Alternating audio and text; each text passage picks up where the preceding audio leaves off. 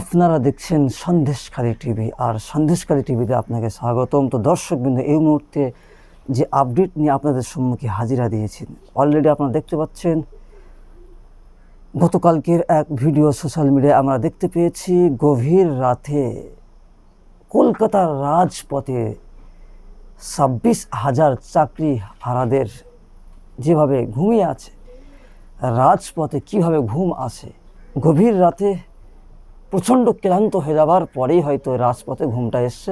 এবং যে ব্যক্তি ভিডিও ধারণ করেছে যে কলকাতার রাজপথে গভীর রাতে মানে এলোমেলোভাবে কীভাবে শুয়ে আছেন ঘুমন্ত অবস্থায়, এই ভিডিওটা ধারণ করেছে সোশ্যাল মিডিয়া আমরা দেখতে পেয়েছি।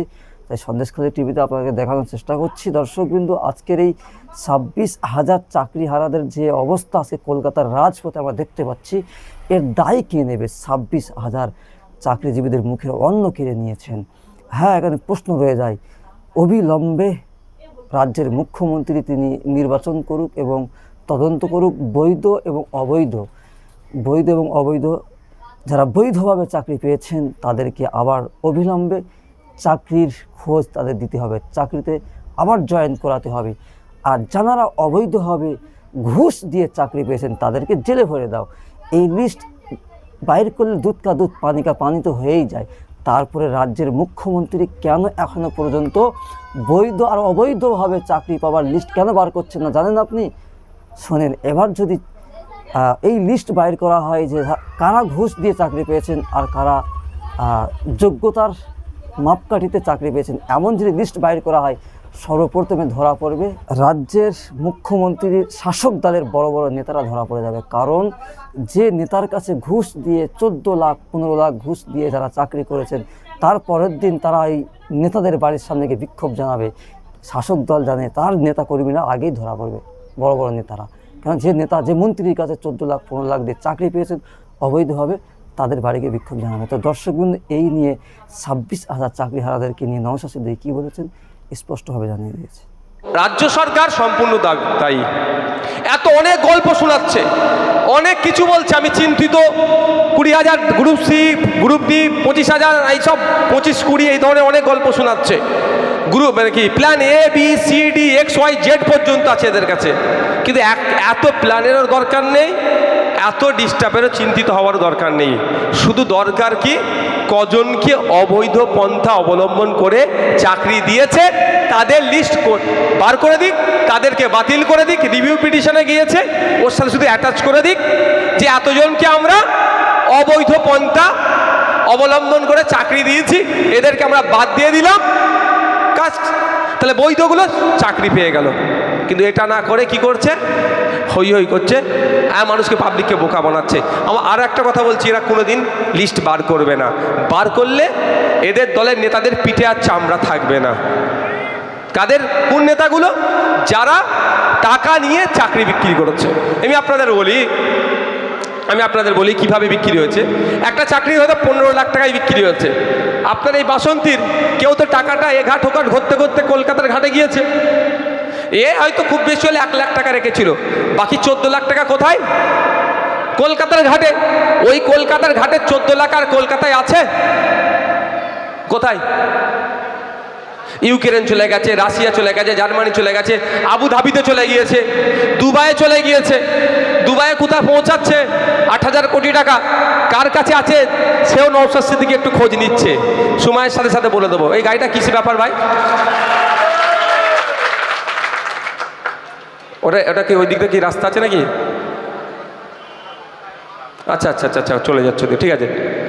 কি বলছি বুঝতে পেরেছেন তো? চলে গিয়েছে। এবার যদি এখন বাতিল করা যায়, যাদের বাতিল হয়ে যাবে তারা কি সকালবেলা উঠে যার হাতে 15 লাখ টাকা দিয়েছিল তার বাড়ি পৌঁছাবে, এই ভাই আমার চাকরি নিয়ে আমার 15 লাখ টাকা ফেরত দে।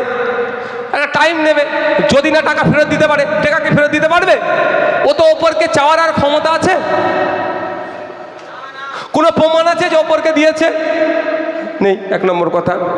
তো বলে তুই প্রমাণ নেই, তুই ভাগ। যখন ওকে ভাগিয়ে দেবে, যার 15 লাখ গেছে সে কি ছাড়বে?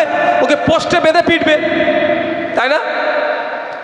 আমি মারামারির পক্ষে নয়, কিন্তু ভাই কারো যদি 15 লাখ কেউ ঝেড়ে দেয়, ও যতই আমি ভালোবাসার বাণী শোনাই না কেন, বলবে ভাইজানের ফোনটা সুইচ অফ করে দিই, ভাইজান না ফোন করতে পারে। আগে ওকে পিটিয়ে নিই মনের মতো করে, তাই না? তো পোস্টে বেঁধে যখনই পিটবে তখনই বলবে আমি জেলার কার হাতে টাকা দিয়েছিলাম। সবাই জেলার ওই নেতার বাড়ি যাবে, তাকে ধরে ন্যাংটো করতেও পারে, পিটতে পারে। এখন অর্ধলঙ্গ হয়ে কলকাতায় প্রতিবাদ করছে, পরে তৃণমূলের নেতাকে পুরো উলঙ্গ করে পোস্টে বেঁধে মারতে পারে। কারণ টাকা ভাই 15 লাখ টাকা, যদি উচিত নয়, আমি বোঝানোর জন্য বলছি, কেউ করবেন না কাজ, মারামারিতে একদম যাবেন না, আইনি লড়াইয়ে যাবেন। তো ওকে হয়তো আটকাবে, ওকে যখন একটু উদ্যম মাধ্যম যদি দিয়ে দেয় তখন কি হবে, বলবে আমি অমুক নেতাকে দিয়েছি, এই ঘাট করতে করতে সেই ঘাটে পৌঁছে যাবে, সেই ঘাটে পৌঁছে যা আমাদের চোর প্রমাণ হয়ে যাবে। আর শহীদ মিনার ময়দানে হোক আর রাজপথে হোক, ফাঁসি নেওয়ার গল্প শোনালেও তার ফাঁসি নেবে কি, কিন্তু চোর হবে, মানুষ ডিস্টার্ব হবে। ওই জন্য কি করছে, লিস্ট বার করছে না। এখন যত অন্যায় হচ্ছে, যেটাই চলছে, প্রকৃত যারা মেধার ভিত্তিতে চাকরি পেয়েছে তাদের সাথে যে ইনজাস্টিস হয়েছে, যে ইনজাস্টিস যে হচ্ছে, একটা আমি মনে করছি রাজ্য সরকার ইনজাস্টিস করছে। আমি চাইবো রাজ্য সরকারের কাছে অবিলম্বে বৈধ অবৈধ লিস্ট বার করা হোক, অবৈধগুলোকে শিক্ষা প্রতিষ্ঠান থেকে ঝাঁটিয়ে বার করা হোক, বৈধগুলোকে শিক্ষা প্রতিষ্ঠানে পৌঁছানো হোক, অবিলম্বে এটা করা হোক। অন্যথায় বা যে সমস্ত বৈধ শিক্ষকরা আছে তাদেরকে, তাদের পরিবারকে নিয়ে, বাংলার আপামার জনগণকে নিয়ে রাজ্য সরকারের বিরুদ্ধে কিন্তু আমরা লাগাতার আন্দোলন চালিয়ে যাব এবং রাজ্য সরকারকে এর খেসারত দিতে হবে, এটা আমরা জানিয়ে দিলাম, হুঁশিয়ারি দিলাম। আপনারা কি চাইবেন না আপনার পাড়ার রাম কাকুর ছেলে, যে রাম কাকা সকালে উঠে মাঠে যেত, তার কৃষকের কাজ করত, শ্রমিক ছিল, সকালে উঠে এই বাসন্তী বাজারে আসতো, কন্ট্রাক্টরের কাজ করত, যে তিল তিল করে যা ইনকাম করেছে, তার ছেলেকে পড়িয়েছে, তার ছেলের মেধার ভিত্তিতে চাকরি পেয়েছিল। আর অন্যের ছেলে, বড় লোকের দামাল ছেলে, যুক্ত অক্ষর বানান করতে পারেনি, বাবার 15 লাখ টাকা আছে দিয়ে দিল, আর রাম কাকার ছেলের চাকরি বাতিল হয়ে গেল। এর বিরুদ্ধে আমাদের লড়তে হবে না? আমাদের রাম কাকা, রহিম চাচা দেখার প্রয়োজন নয়, যার সাথে অন্যায় হবে তার পাশে আমাদের দাঁড়াতে হবে এবং এখান থেকে সরকারকে আওয়াজ দিতে হবে। অবিলম্বে 26,000-এর মধ্যে যারা যোগ্যতা সম্পূর্ণ, যারা যোগ্য, তাদেরকে শিক্ষা কেন্দ্রে পাঠানো হোক এবং অযোগ্যগুলোকে টেনে হিঁচড়ে জেলের মধ্যে রাখা হোক। অযোগ্যদের নিয়ে মমতা ব্যানার্জি খুব চিন্তিত, দেখেছেন কদিন আগে কি বলল, অযোগ্যদের জন্য আলাদা অপশন করা হচ্ছে, আলাদা চাকরি আছে। একবারের জন্য বললো না যে